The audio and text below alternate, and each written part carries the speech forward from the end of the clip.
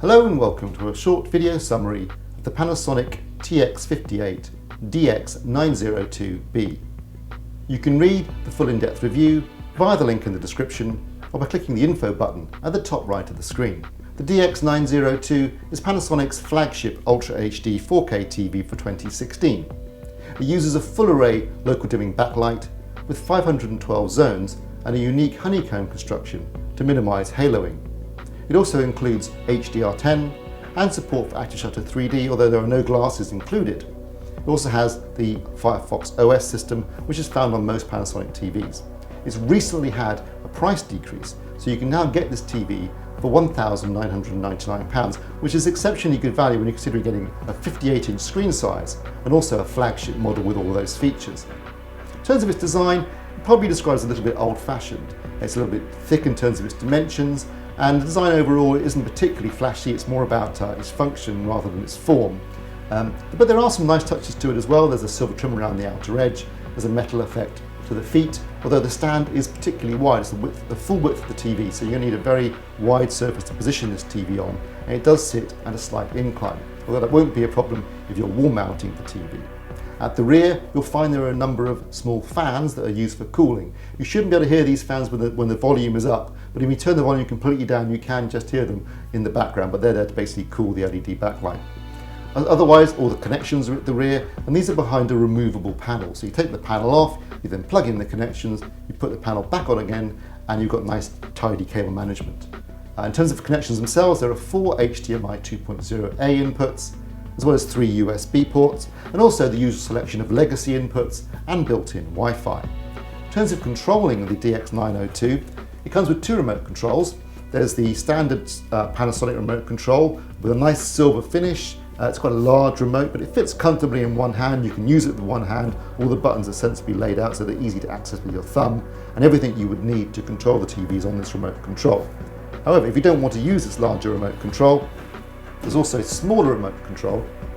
Again, quite ergonomically designed, so it fits comfortably in the hand. You can use it with one hand. Has all the buttons you'd need for basic control of the TV, so volume, channel, on and off, home button, and then there's a swipe pad here for moving around the smart TV platform.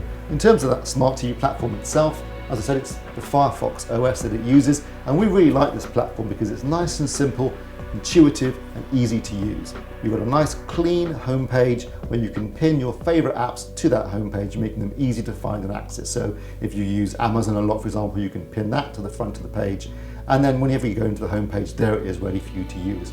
I mean, it's not the flashiest system in the world, but it is very effective, very simple and very intuitive, and really that's all you want from a smart platform. You don't want all the bells and whistles, you just want something that's going to give you access to the content that you use quickly and easily, and that's what it does.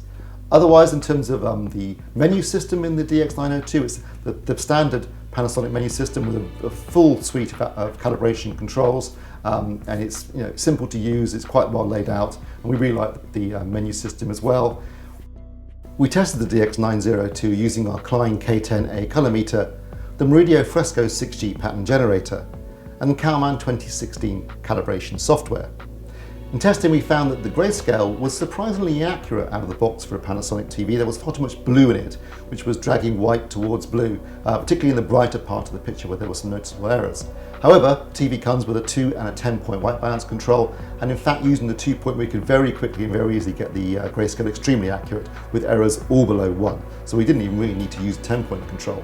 After calibration, very, very accurate grayscale, and also gamma tracking precisely at our target of 2.4.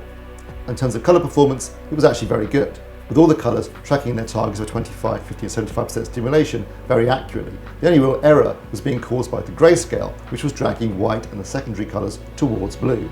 Once we calibrated the grayscale, that error was completely removed and the colour performance was excellent, and then we had the colour management system which we could use to just fine-tune those colours.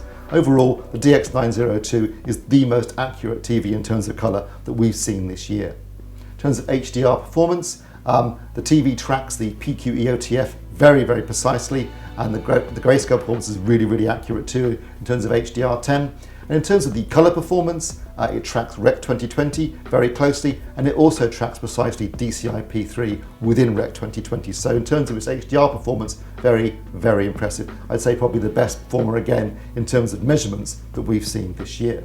In terms of its actual performance and watching SDR content, really, really good. Superb performance all round, very accurate, very natural looking colours, excellent blacks and dynamic range, particularly when you're using the local dimming system. We just use a minimum setting for SDR content, and that looked really good. Really deep blacks, nice bright highlights, natural colours, and also excellent video processing and really good motion handling as well. So overall, we found the SDR performance on the DX902 to be excellent. And then moving on to the HDR performance, again, really impressive. Lovely bright peak highlights. The local dimming system, occasionally a little bit of haloing, but generally it handled it very well. The colours looked really good. The wider colour gamut was really well supported because of the colour accuracy of this TV. HDR content looked very, very impressive. Actual native 4K content looked really good. It was a very impressive performance. So if you're looking for a TV that's a great SDR performer and a great HDR performer, this is definitely the TV for you. And not just that, but you can get it at an absolutely fantastic price. And when you consider its performance and its features and its price, we have absolutely no hesitation in awarding the Panasonic TX-58DX902 a Best Buy badge. Thanks for watching.